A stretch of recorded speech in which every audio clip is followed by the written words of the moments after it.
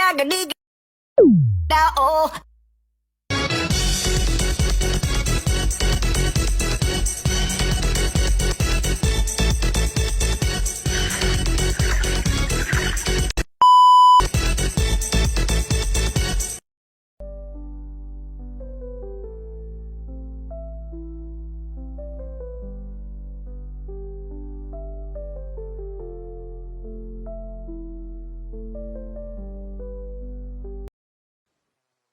Warahmatullahi wabarakatuh.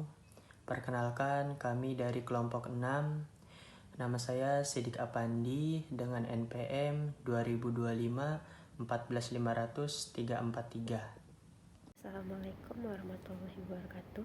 Kami dari kelompok 6, nama saya Nurul Afifah, NPM 2025 145 00333.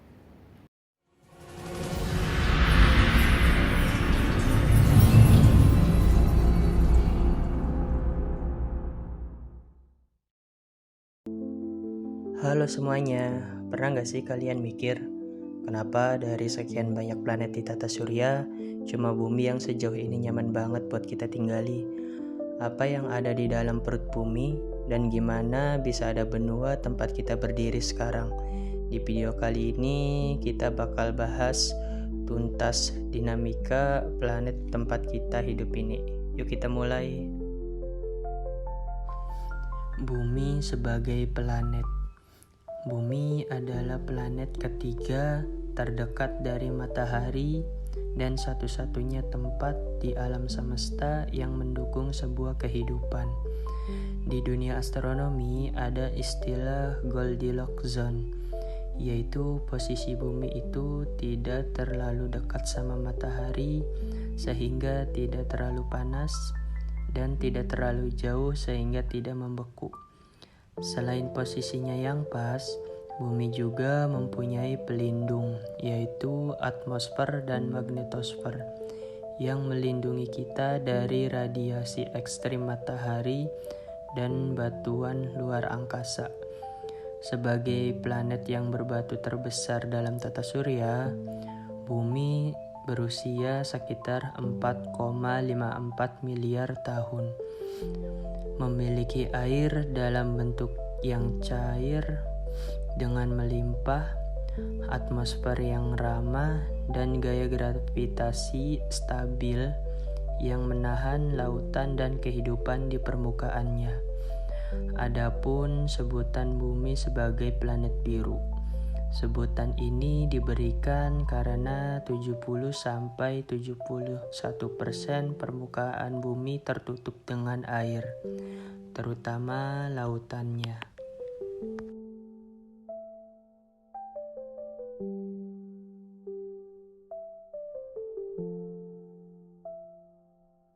Bumi adalah satu-satunya planet yang memiliki kondisi ideal untuk kehidupan dengan air, atmosfer, sumber daya alam, dan lapisan yang bisa dirasakan pergerakannya saat gempa bumi terjadi. Kerak bumi. Lapisan kerak bumi terdiri dari batuan padat, tanah, dan mineral. Terbagi menjadi kerak benua yang tebal dan kurang padat, serta kerak samudera yang tipis dan padat, berfungsi sebagai tempat hidup makhluk dan proses geologi pembentukan permukaan bumi.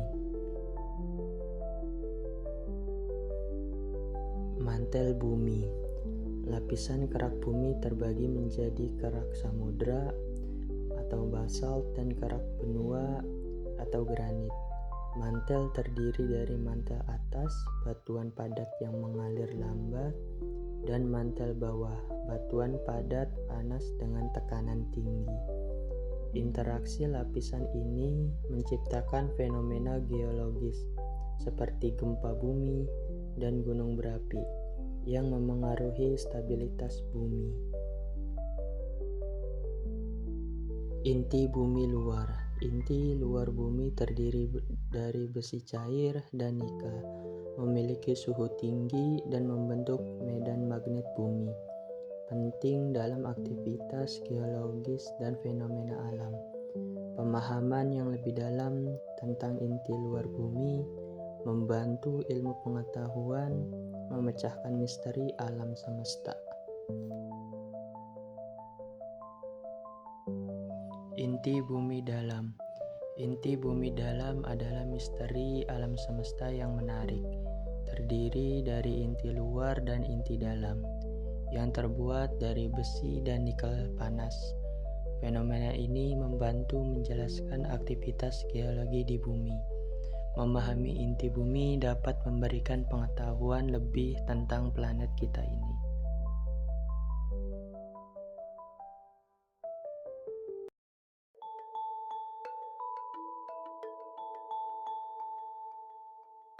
Benua atau kontinen adalah daratan yang sangat luas yang berada di permukaan bumi. Ada 7 wilayah yang umum dianggap sebuah benua, yaitu Asia, Afrika, Amerika Utara, Amerika Selatan, Antartika, Eropa, dan Australia. Nah, kali ini tempat ilmu akan membahas tentang awal mula terbentuknya benua di dunia. Ada sebuah teori yang membahas tentang awal mula terbentuknya benua di dunia, yaitu teori Pangea. Teori Pangea adalah sebuah teori yang menyatakan bahwa jutaan tahun lalu semua benua bergabung bersama dalam satu daratan besar yang disebut dengan Pangea. Dan Pangea itu sendiri adalah superbenua yang ada selama era akhir Paleozoikum dan awal Mesozoikum, terbentuk sekitar 300 juta tahun yang lalu dan mulai retak sekitar 200 juta tahun yang lalu, sebelum komponen benua dipisahkan menjadi konfigurasi mereka saat ini.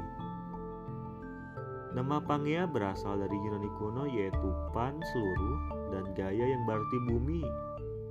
Nama itu diciptakan pada simposium 1927 dibahas oleh Alfred Wegener tentang teori pergeseran benua. Teori Pangea sendiri didasari oleh Alfred Wegener, seorang ilmuwan Jerman pada tahun 1920, dalam buku The Origin of Continents and Oceans. Ia menyatakan bahwa semua benua itu pada satu waktu membentuk satu superbenua Pangea, sebelum kemudian putus dan hanyut ke lokasi sekarang. Jadi benua pada zaman dahulu diibaratkan sebuah batu apung yang bergerak karena adanya pergerakan lempeng di bagian bawah lapisan bumi ini.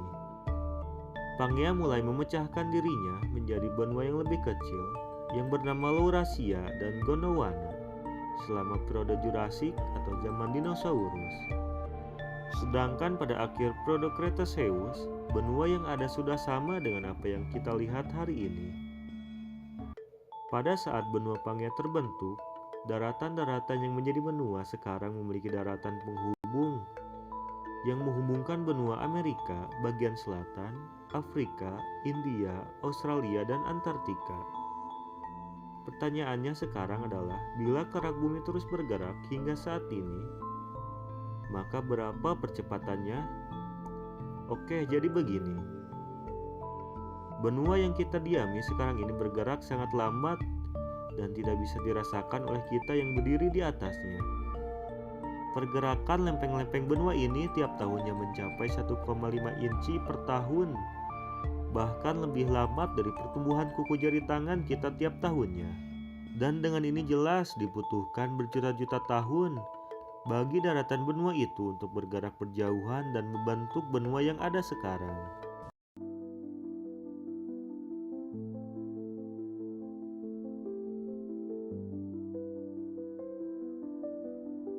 Atmosfer. Atmosfer adalah lapisan gas atau udara yang menyelubungi bumi. Atmosfer memiliki ketebalan sekitar kurang lebih 1000 km dan terdiri atas beberapa gas utama seperti nitrogen dan oksigen, serta gas-gas lainnya yang lebih kecil presentasenya seperti karbon dioksida dan argon. Atmosfer terbagi menjadi beberapa lapisan, yakni troposfer, stratosfer, mesosfer, termosfer, dan eksosfer. Tanpa atmosfer, makhluk di bumi tidak akan punya udara untuk bernafas.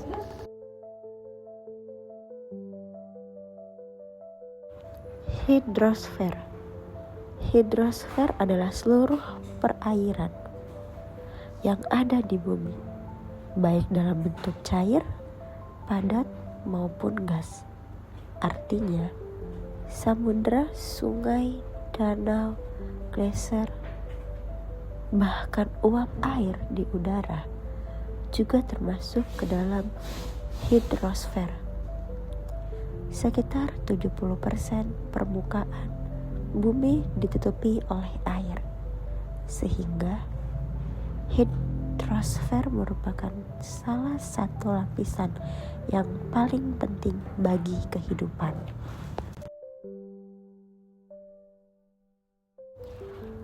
Litosfer. Litosfer adalah lapisan bantuan yang membentuk kulit bumi dan mencakup kerak bumi. Crust. Secara etimologi, litosfer berasal dari kata lithos yang berarti batu dan sapphire yang berarti bulatan, sehingga secara harfiah litosfer lapisan adalah bulatan bantuan atau bola batu. Lapisan litosfer merupakan tempat terjadinya aktivitas tektonik seperti pergeseran lempeng dan terbentuknya pegunungan. Biosfer. Biosfer adalah lapisan bumi yang menjadi tempat makhluk hidup seperti manusia, hewan, tumbuhan untuk melangsungkan kehidupannya. Secara etimologi, biosfer berasal dari kata bio yang berarti hidup dan sphere yang berarti lapisan. Di lapisan inilah seluruh rantai makanan dan keseimbangan ekosistem terjadi. Biosfer juga mencakup bagian dari atmosfer, hidrosfer, dan litosfer yang mendukung organisme untuk hidup.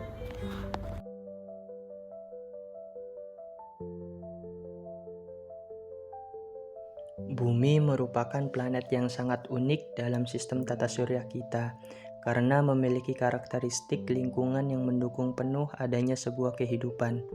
Keunikan ini didukung oleh struktur berlapis yang sangat kompleks, mulai dari inti bumi yang panas di bagian terdalam, lapisan mantel yang dinamis, hingga kerak bumi yang menjadi tempat berpijak segala makhluk hidup.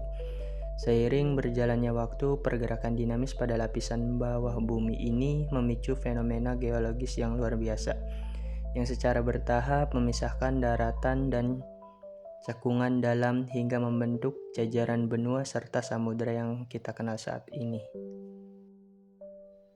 Semua elemen tersebut tidak berdiri sendiri, melainkan saling terhubung secara erat dalam sebuah kesatuan sistem yang harmonis. Interaksi aktif antar komponen utama bumi, yaitu litosfer, hidrosfer, atmosfer, dan biosfer, menciptakan siklus alam yang berkelanjutan yang menjaga kestabilan planet ini.